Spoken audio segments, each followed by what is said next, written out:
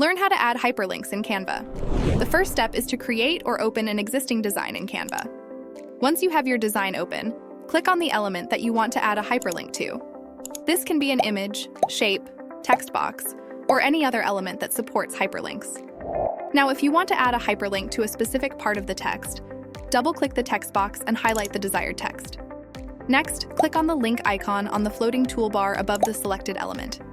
To link to another website page, simply enter the desired link in the text box and press Enter on your keyboard. Alternatively, you can click anywhere on the editor. If you want to link to another page within the design itself, select the page you want to link to from the Pages in this document section in the dropdown.